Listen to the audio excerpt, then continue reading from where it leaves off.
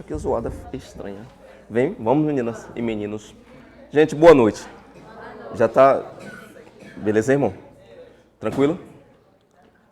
Pessoal, boa noite. Boa noite a todos aqui presenciais, como também você aí, né, em casa, aula online aí. Vai ser bastante interessante, porque mais um tema aí, com certeza, vem no nosso concurso aí para TJ Bahia, seja para técnico, seja para analista. Tranquilo? Então, vem comigo. Gente, aula de hoje, vamos concentrar no primeiro momento, princípios fundamentais da República Federativa do Brasil. Segundo momento, vamos falar sobre nacionalidade. São dois temas importantíssimos, mas que requerem uma certa atenção, porque quando cai em prova, né, principalmente em noções de direito constitucional, é a letra de lei, realmente a memorização. Mas meu papel aqui é trabalhar vocês, né, para uma questão muito mais complexa do que a letra de lei. E se cair essa questão complexa, eu tenho certeza que vocês estarão preparados. Tranquilo? Beleza. Quando se fala em princípios fundamentais, eu quero que vocês entendam o seguinte, né? A nossa Constituição Federal ela tem um papel. Qual o papel da nossa Constituição Federal, professor? Constituir um determinado Estado, dar forma a um determinado Estado. É na Constituição Federal que a gente vai encontrar as características de organização e funcionamento do nosso Estado. Se a gente quer conhecer os nossos direitos fundamentais, a gente vai encontrar onde? Na nossa Constituição Federal, porque foi ela datada de 1988 e por isso que ela é chamada de Constituição Democrática. Por quê? É porque ela tem a maior concentração ali de direitos humanos positivados, né, reconhecidos aí na nossa história brasileira. Não existe outra Constituição que traz, né, ou melhor, que trouxe tanto direitos fundamentais de proteção à dignidade da pessoa humana como a nossa Constituição Federal. Concorda? E, professor, princípios fundamentais é o mesmo que direitos fundamentais? Não, gente, cuidado. Direitos fundamentais é algo que o Estado declarou para a gente. Direito à vida, direito à igualdade, propriedade. Lembra? Artigo 5º, vocês estudou com Grazi. Só que quando a gente estuda princípios fundamentais, a gente dá a ideia aqui das normas iniciantes da nossa República Federativa do Brasil. São as normas iniciantes. Quando se pensou lá em 1988, vem comigo. Pensou lá em 1988, professor, foi um grupo chamado Assembleia Nacional Constituinte.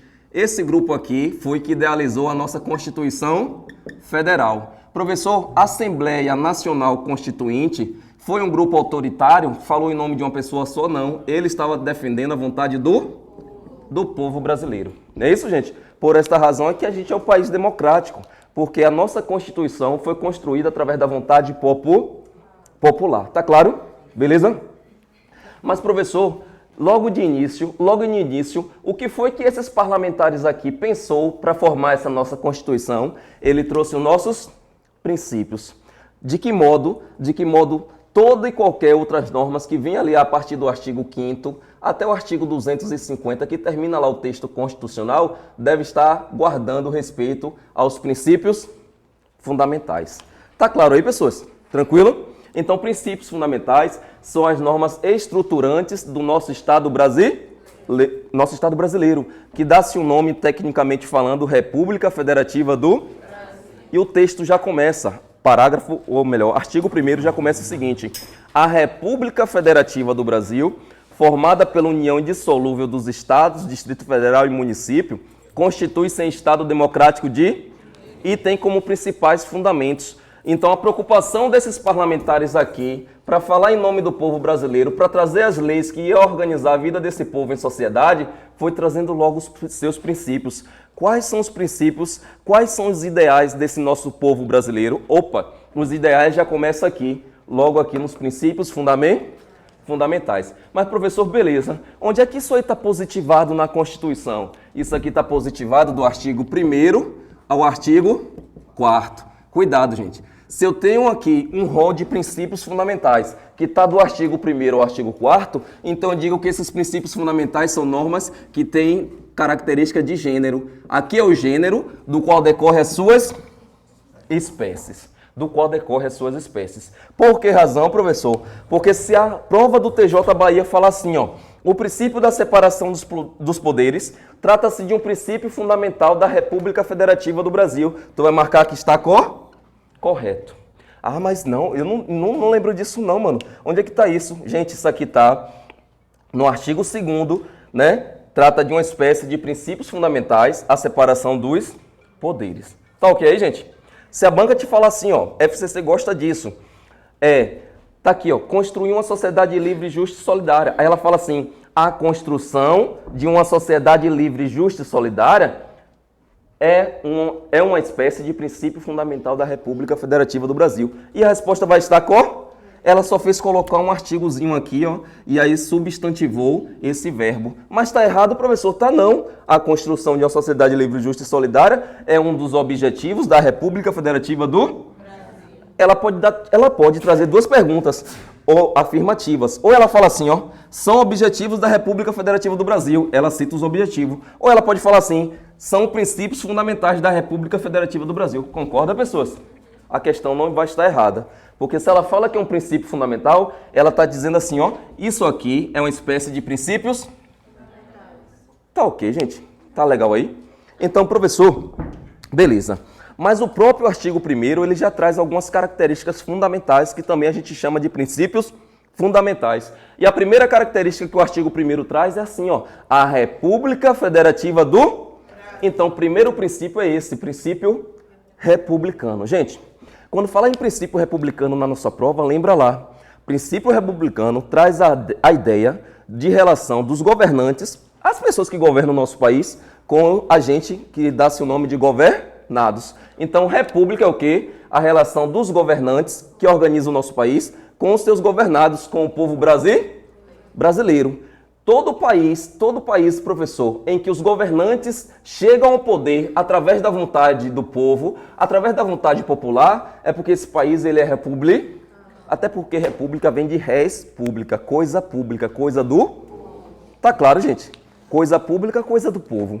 E aí se a banca só querer colocar lá um contraponto, falar assim... de acordo com a Constituição Federal, a forma de governo adotada no Brasil é monarquia, tu vai lembrar. Monarquia vem de mono, vem de governo de um só. É isso que a gente tem no nosso governo?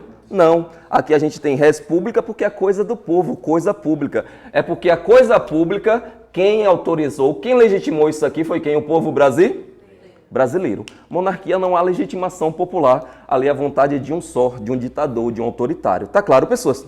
Tranquilo? Então isso aqui é bem fácil, mano. E aí eu só trouxe algumas características para vocês, para mostrar que o princípio republicano, em regra, ele é representativo. Por quê, professor? Porque o parágrafo único do nosso artigo 1º vai dizer que todo poder emana do povo. Todo poder emana do povo, sim. Mas esse povo organiza esse poder como? Ele exerce por meio de seus representantes. Quem é esses representantes? Os governadores, prefeitos, vereadores, deputados e presidente. Tá claro, gente? Tá claro aí? Pronto. Todo poder emana do povo que exerce por meio de seus representantes eleitos ou diretamente nos termos da Constituição. É por esta razão que a gente vê lá na frente de direitos políticos que existe três formas de exercício da democracia direta. Eu digo de plebiscito, referendo e iniciativa popular. Todo poder emana do povo que exerce, em regra, por meio de seus representantes. É por isso que quando se fala em governo, ou melhor, país republicano, é porque ele, em regra, é representativo, certo? Se fala em princípio republicano também, gente, é porque esses governos não são permanentes, são temporários. Professor, e vai cair para nossa prova. Gente, desculpa. Porra. Perdão. Deixa eu voltar aqui. Aí precisar de uma água. Gente, o princípio republicano, ele também tem essa característica de ser temporário. E por que temporário? Porque, em regra, a legislatura no Brasil, ela é de 4 em 4. Em 4 anos, a gente vai às urnas para participar da nossa democracia indireta. Por que indireta, professor? Porque a gente está escolhendo os nossos representantes. E caso caia na nossa prova, que o titular do poder político são os governantes? Não, cuidado, gente. O titular do poder político aqui no Brasil é o... Vem comigo. O que é poder político? Poder político é a capacidade de organizar um determinado povo Em o quê? Em sociedade, dentro de um território. Em um território. Logo, quem lembra dos elementos de formação do Estado? Cadê? Povo, território e um governo soberano. Qual é o governo soberano? É o poder por... Agora vem. Quem legitimou esse poder político aqui no Brasil foi o... Então, quem é o titular do poder político, gente? O povo. Agora, esses governantes é o quê, professor? É meros gestores públicos, é meros gestores administrativos, que está ali para administrar o que a gente vai decidir. Tá claro, pessoas? Tá bom? Então, princípio republicano, professor, tem como regra ser representativo e ele é dotado de temporariedade, porque de 4 em 4 anos, a gente vai às urnas e escolhe as nossas decisões políticas, não é isso? Se não está de acordo com a nossa decisão política, a gente vai lá e tira e elege outras pessoas para organizar a nossa vida em sociedade. Tá claro aí? Beleza? Outra coisa do princípio republicano, professor, ele é eletivo. Por que eletivo? Porque é através do voto que a gente escolhe, né, o nosso povo, os nossos representantes. Lembrando que esse voto ele é direto, secreto, universal e periódico. Existe também, professor, voto obrigatório no Brasil? Existe, mas cuidado. Gente, isso vai virar um meme. Isso vai virar um meme, mano. Meu Deus do céu, faz isso comigo não.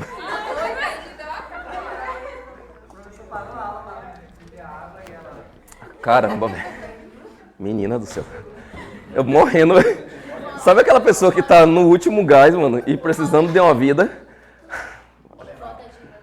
Vem, vocês de casa. Olha só, porque esse princípio republicano, professor, ele também é eletivo, porque existe um instrumento de exercício da nossa democracia chamado voto. Um voto que é direto, secreto, universal e periódico. Se cair na nossa prova falando que esse voto direto, secreto, universal e periódico é uma cláusula pétrea, você vai marcar aqui, está correto, certo? Agora lembrando, há também, professor, o voto obrigatório no Brasil? Há, mas essa característica do voto obrigatório não é cláusula pétrea. É possível, através de uma emenda, a gente colocar o voto de forma facultativa no Brasil para todos? Sim, certo?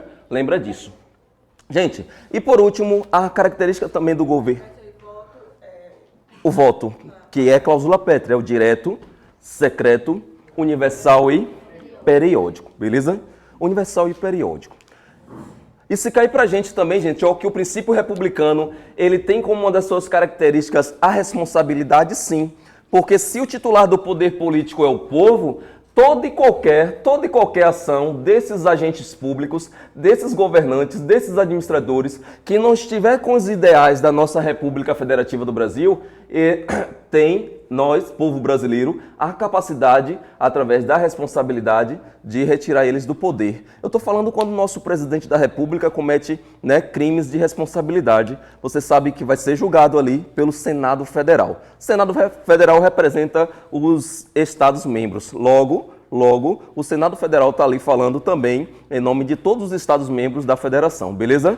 Punindo o presidente da República quando ele cometer crime de responsabilidade. Tá claro, gente? Pessoas, vem comigo. Se o contraponto do princípio republicano é monarquia, eu te pergunto, existe representatividade na monarquia? Existe não, mano, porque ela é governo de um só. Já falei, governo do rei, não é, gente? Existe temporariedade? Também não. Se o governo é do rei, quem fez foi ele fica até morrer. E quando ele morrer, passa para alguém do povo? Passa não. Passa para alguém que é filho seu, primogênito ali, beleza? Vem comigo. Lá também na monarquia existem eleições? Não, mano. Logo, a hereditariedade. O cara morre e o outro assume, né? Mas dentro da família, concorda? E também na monarquia não existe responsabilidade, existe irresponsabilidade. Isso aqui é muito fácil para vocês, mano, mas eu tenho que passar porque faz parte do edital, beleza, gente? Mas é bem tranquilo quando cai em prova, certo? Então, qual é o nosso princípio, ou melhor, qual é uma das características do Estado brasileiro? Princípio republicano. Logo, o nome técnico já começa. A República Federativa do Brasil. Segundo princípio, gente, o princípio federativo. E quando falar em princípio federativo para vocês, na prova de vocês, caso venha ele, até porque isso aqui está muito a ver com a organização do Estado, que a gente vai ter uma aula maravilhosa, e de competências também, né? Quando falar em princípio federativo, eu quero que vocês lembrem o seguinte, se aqui está se relacionando, professor, se república É a relação de governante versus governado. Quando se fala em princípio federativo e fala em federação, aqui já tem outra história. Aqui já vai falar do nosso poder estatal. Esse poder estatal que pode controlar o nosso povo em sociedade através de direitos do poder político, eu te pergunto, aqui no Brasil, esse poder estatal, ele é unitário? Existe só um centro de formação, de criação de leis no Brasil? Ou existe mais de um centro de criação que tem autonomia para criar leis no Brasil? Mais de um. Logo, esse princípio federativo, que está se relacionando com a federação, aqui é reconhecida como forma de Estado no Brasil, é dotado por uma união indissolúvel. Mas união indissolúvel de quem, professor? De organizações políticas. Se você não lembra de organizações políticas, lembra desse nome também. União indissolúvel dos entes federados. Por que entes federados, professor? Porque federação dá ideia de pacto, de aliança. Aliança de mais de um, pessoas. Então, é união indissolúvel de alguns entes federados. Quais são os entes federados? União, Estados, Distrito Federal e município. Quando eu falo União, Estado, Distrito Federal e município, eu estou falando de 4 pessoas jurídicas diferentes, dotado de autonomia, cada uma detém uma competência do poder Se eu falo poder político, professor, é aquele que cria leis. Eu estou falando que cria leis, é porque a União tem essa competência de criar leis, Estado tem a competência, Distrito Federal tem e municípios têm. E quem transferiu essa competência para a União, Estado, DF, município? A nossa Constituição Federal. Tá legal, pessoal? A nossa Constituição Federal. Foi ela que disse assim, União, a sua competência de criar leis no Brasil, a sua competência é de caráter nacional. Mas por que logo eu tenho a competência de caráter nacional? Porque você é mais bonitinha, mano. Escolhi você. Você vai fazer normas de caráter nacional. Me dá um exemplo de norma de caráter nacional que vai cair na prova de vocês. CTB não cai. Acho que mais cai. Vem, CTB ou Código Penal Brasileiro. Gente, tanto o Código de Trânsito Brasileiro como o Código Penal Brasileiro são normas de caráter nacional. Não. O que é sinal vermelho, amarelo e verde aqui em Feira de Santana é em qualquer região do país, concorda? Código de Trânsito Brasileiro, o quê? Código Penal Brasileiro, artigo 121, vai tratar de um dos crimes aí taxativos aí previsto no nosso ordenamento jurídico chamado homicídio. O homicídio que é aqui matar alguém, seja ele doloso ou culposo em Feira de Santana, vai ser em qualquer lugar do estado do Brasil.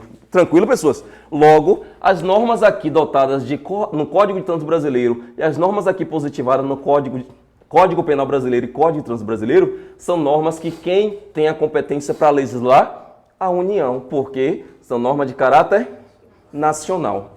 Ao passo que os estados não têm normas de caráter nacional, as normas dele é de caráter regional, As normas de caráter regionais, certo? Por exemplo, o estado da Bahia, a gente tem o CAB, Centro Administrativo do Estado da Bahia, tem a Assembleia Legislativa, é onde são produzidas as normas aí. Te pergunto, as normas aqui que são produzidas no nosso estado da Bahia, elas não surtem efeito para ali Rio de Janeiro, São Paulo e o Sergipe. Por que razão? Porque é somente para o estado da Bahia. Tá claro aí, pessoas? Ao passo que as normas do município, professor, elas têm caráter local. Se normas estão sendo produzidas ali na Câmara de Vereadores Municipal de Feira de Santana, é porque essas normas valem para todas as localidades que está dentro da região de Feira de Santana, ou seja, o município sede e seus distritos. Concorda, gente? Beleza. E professor, o Distrito Federal, a gente vai estudar esses caras lá em Organização do Estado? Vai. Distrito Federal tem uma natureza híbrida. Por que híbrida? Porque o Distrito Federal, ele foi reconhecido em 1988 como um ente federado também. Aí, o que é que se pensou? Ora, Distrito Federal. Distrito Federal, dentro dele, eu não tenho municípios, Eu tenho sedes administrativas. Mas Distrito Federal também não é Estado. E agora, faz o que com ele? Vamos dar uma prerrogativa ao Distrito Federal. Como dentro dele a gente tem uma sede chamada Brasília, onde é a nossa capital federal, esse Distrito Federal ele tem natureza híbrida. Por que híbrida? Porque nem é município e nem é Estado. Então o que é que a gente faz com ele? Vamos fazer desse cara, vamos trabalhar esse cara de uma maneira bem diferente. Vamos dar ele uma prerrogativa. Ele tanto tem competência dos estados, Como ele vai ter competência também dos municípios. Tá ok, gente? Então, qualquer lei que o município de Feira pode legislar em caráter local, o DF também pode. Qualquer lei que o Estado da Bahia pode legislar em caráter regional, o Distrito Federal também pode. Por que pode? Porque a natureza dele é híbrida ou composta. Gente, todo mundo aí? Tranquilo? Isso aqui faz parte de organização do Estado. Vai ser uma aula bacana para vocês. Eu peço que não, né, todos compareçam, né? Eu não quero voltar nessa questão. Mas, enfim, né, uma aula bacana de organização do Estado. Então, se falou em princípio federativo, lembra lá. Federação da ideia de pacto, de aliança. E essa aliança formada aqui no Brasil é uma aliança da União, dos Estados, Distrito Federal e município. E não é qualquer aliança, professor, é uma aliança indissolúvel. A prova FCC gosta de fazer isso, dissolúvel. Mano, você não vai errar isso aqui. A união aqui ela é indissolúvel. Por que indissolúvel? Quem não tem ainda em apontamento coloca. Porque aqui é vedado o direito à secessão. O que é secessão, professor? Assim, tá, gente? Vai vir assim. O que é secessão? Aqui é vedado o direito à separação. Aqui é diferente lá dos Estados Unidos, mano. Lá existe uma confederação, onde 13 colônias independentes se uniram e formaram um cara grandão chamado Estados Unidos da América. Aqui no Brasil, professor, foi assim? Não foi não, vem comigo. Aqui no Brasil Império, a gente tinha só uma central. E essa central recebia ordens lá de Portugal. É ou não é, gente? Pronto. O Brasil Império. Aqui existia uma central e aí distribuía todas, né, as diretrizes para as demais regiões do Brasil. Te pergunto. Se aqui existia só uma central, onde as leis eram produzidas somente em um local, esse país, nesse momento aí, o Brasil Império, era uma federação? Era uma federação? Não. Esse estado aqui, ele era titulado como estado unitário. Por que unitário? Porque somente um centro era capaz de produzir as leis no Brasil. E aqui, professor, era só regiões só para administrar. Tá legal aí, gente? Acompanhando? Se cair na nossa prova dizendo que a República Federativa do Brasil, de acordo com a Constituição Federal, ela é formada por um Estado unitário, a resposta vai estar errada. A República Federativa do Brasil é formada por um Estado composto. O nome vai vir assim, ó, Estado composto. E por que Estado composto? Novamente, porque é composto dividido entre União, Estado, DF e cada um com suas competências atribuídas pela Constituição Federal. Outro exemplo bacana, não exemplo, mas outra observação bacana que vocês têm que lembrar aí. Embora cada um tenha suas competências, sendo que esse aqui tem a competência nacional, dá a entender, gente, olhando para aqui, dá a entender que esse cara aqui, hierarquicamente, é superior aos demais, é isso? Não existe hierarquia entre pessoas jurídicas diferentes. Artigo 41 do Código Civil Brasileiro vai dizer que União, Estado, DF e município são pessoas jurídicas de direito público de âmbito interno e todos são igualmente autônomos. Se todos são igualmente autônomos, te pergunto, há hierarquia entre eles, pessoas? Não, porque a hierarquia só existe dentro da mesma pessoa jurídica. Aqui existe sim hierarquia, escalonamento de ordem, fiscalização, de você tanto passar a ordem como também avocar, entendeu? Então hierarquia só existe aqui, mano, dentro da mesma pessoa jurídica, onde você dá ordem, fiscaliza, onde você também pode avocar aquilo que você distribuiu ali como, né, competência. Tá legal, gente? Aí eu te pergunto, se cada um, União, Estado, DF, município, eu falei, cada um é uma pessoa jurídica de direito público interno. Cada um, pessoa jurídica de direito público interno. Entre pessoas jurídicas diferentes não há hierarquia. É como se fosse aqui na Bahia, vem comigo. Aqui eu tenho um governo da Bahia, é assim ou não é? Abaixo dele eu tenho várias secretarias. Secretaria de Segurança Pública, Secretaria de Saúde, Secretaria de Educação, Secretaria de Transporte. E dentro dessa Secretaria de Segurança Pública, Polícia Civil, Polícia Militar, Corpo de Bombeiro, enfim, Corpo de Bombeiro, vem comigo. Abaixo aqui da PM eu tenho um comandante-geral. Aí abaixo aqui eu tenho um tenente-coronel. Aí vem major, capitão, tenente. Aí depois, subtenente. Aí depois sargento, mano. Sargento, olha só. Sargento. Depois vem o cabo. Depois o soldado. E depois do soldado, o aluno a soldado. Aí eu te pergunto. É o lixo do lixo. E depois vem o concurseiro, mano. Aí eu te pergunto. Eu sou só um soldadinho de polícia, mano. Olha quanta ordem, olha a ordem começa aqui, irmão. Aí vem caindo, caindo, caindo. Gente, isso aqui é um escalonamento. Aí dentro da mesma pessoa jurídica existe hierarquia. Hierarquia e subordinação. Tranquilo até aí, pessoas? Gente, olha pra cá. Se cada um é dotado de competências, cada um tem sua competência, mano. É igualmente autônomos. Eu te pergunto, se a lei federal vai cair na prova do TJ, de acordo com a Constituição Federal, a lei federal é hierarquicamente superior a uma lei estadual, certo? Vocês não erram isso mais nunca. De acordo com a Constituição Federal, a lei regional, ou melhor, a lei, né, de caráter regional é superior à lei de caráter municipal. Erradíssimo, mano. Não há hierarquia nem subordinação entre pessoas jurídicas diferentes. Tá legal? Vocês de casa aí, beleza, tranquilo? Não há dúvida quanto a isso aqui, porque isso aqui é bem lógica para a gente se conseguir gabaritar aí quando se fala em princípio da federação. Outra coisa, vem para cá. Se eu falei que isso aqui é um estado composto, isso aqui foi depois de 1891. Antes de 1891, professor, tinha um estado unitário. Concorda, gente? Pronto. Aí em 1891... aqui no Brasil, foi-se adotado tanto a forma de governo republicana como a forma de Estado, federação. Tá claro? Beleza. Olha só a diferença, O que era construído agora em um centro só, agora as leis foram construídas em mais de um centro. As leis foram construídas em mais de um centro. Olha só, presta atenção. Vem comigo aí. Agora, professor, após 1988, o Brasil se tornou, ou melhor, 1891, desculpa. Em 1891, o Brasil se tornou um país federado. Por que razão? Porque as leis que eram somente de um centro, elas foram agora, né, como se fossem desentregadas para outras entidades, para outros centros. Ora, existem centros parciais agora, existe um centro federal. Onde eu quero chegar, professor? Existe um centro que a gente chama de federal, e existe vários centros parciais. Professor, me explica. Olha só. O centro federal a gente chama de estado federado. É estado federado. É esse cara grandão que a gente vai ver daqui a pouco. E os centros parciais a gente chama de estados membros. Ah, professor, então tá fácil. Estado membros é Bahia, Sergipe, Alagoas, São Paulo. E o Estado federado, quando junta ele tudo, forma um grandão chamado República Federativa do Brasil. Tá claro, gente? Perfeito aí?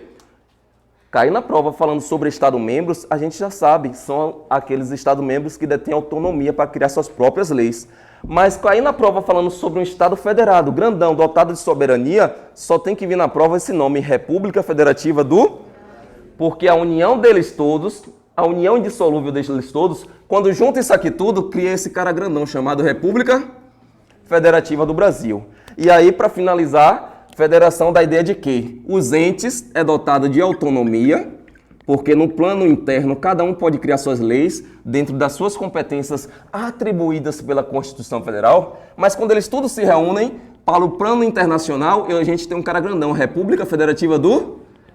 E esse cara é dotado de soberania. Ah, professor, mas se vinha na prova assim, a União é dotada de soberania porque representa a República Federativa do Brasil. Tu vai marcar que está só tem soberania, gente, ó, a República Federativa do... Pelo amor de Deus. Ah, professor, mas eu sei que a União, quem representa ela no plano internacional, ou melhor, a União representa a República no plano internacional, e é o presidente da República. Sim, mas não é dotado de soberania. A União é só um ente federado que a ela só foi atribuída, no máximo autônomo, para criar suas leis de caráter nacional. Pessoas, tranquilo?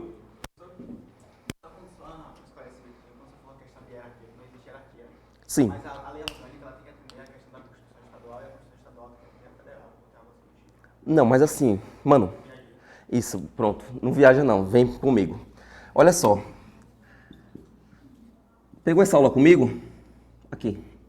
Pegou essa aula comigo? Constituição Federal e leis e atos administrativo. Mano, aqui, suponha que aqui é o nosso ordenamento jurídico. O que é ordenamento jurídico? É o conjunto de todas as regras que tem no Brasil. De estatuto, de regulamento, de portaria, de Constituição Federal, de tudo. Massa? Só que dentro desse ordenamento jurídico que a gente tem, grandão, chamado sistema jurídico, no ápice da pirâmide desse sistema... Aqui é o sistema jurídico, tá, gente? Ó, sistema jurídico de normas, tá? Aqui é todas as normas que a gente pode pensar no Brasil, tá aqui. Explicado aqui nessa pirâmide chamada pirâmide de Kelsen. Vem comigo. Quem é que está no ápice da pirâmide? A Constituição Federal. Então, elas são as normas constitucionais. Quem está abaixo da Constituição? As leis. As leis que estão abaixo da Constituição é as leis nacionais, regionais, híbridas e de caráter? Pronto, vem comigo. União, Estado, DF e município.